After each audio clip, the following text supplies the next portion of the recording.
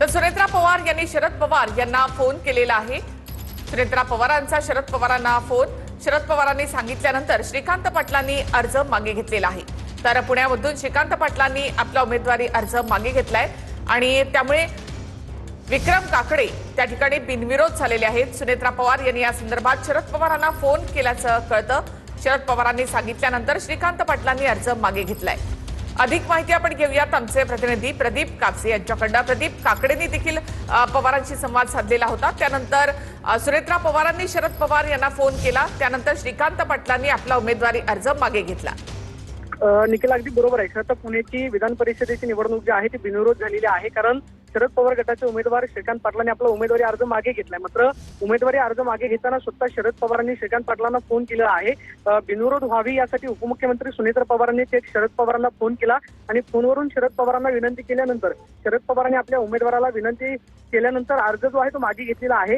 विक्रम काकडे हे राष्ट्रवादी काँग्रेस अजित पवार गटाचे उमेदवार होते, महायुतीचे उमेदवार म्हणून त्यांनी अर्ज भरलेला होता। मात्र त्याच विरोधामध्ये राष्ट्रवादी शरद पवार गटाकडून श्रीकांत पाटलांनी अर्ज दाखल केलेला होता। मात्र ही निवडणूक बिनविरोध करण्यासाठी संजय काकडेंनी सुद्धा सकाळी शरद पवारांची भेट घेतलेली होती। मात्र खुद्द उपमुख्यमंत्री सुनेत्रा पवारांनी थेट शरद पवारांना फोन केला आणि फोन करून ही निवडणूक जी आहे ती बिनविरोध व्हावी अशी विनंती केल्यानंतर थेट शरद पवारांनी उमेदवाराला फोन केलेला आहे आणि अखेर श्रीकांत पाटलांनी आपला उमेदवारी अर्ज मागे घेतलाय।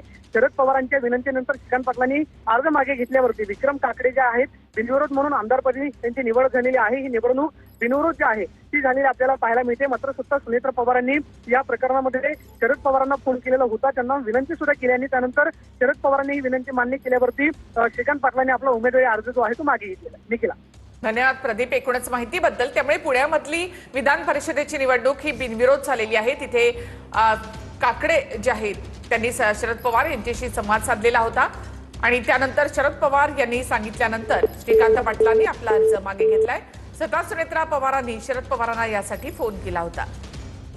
तर पुण्यातली ही निवडणूक बिनविरोध झाली आहे। सुनेत्रा पवार यांनी निवडणूक बिनविरोध करण्याची विनंती केली होती, तसा फोन शरद पवार यांना सुनेत्रा पवार यांनी केलेला होता। त्यानंतर श्रीकांत पाटील यांनी अर्ज मागे घेतलाय।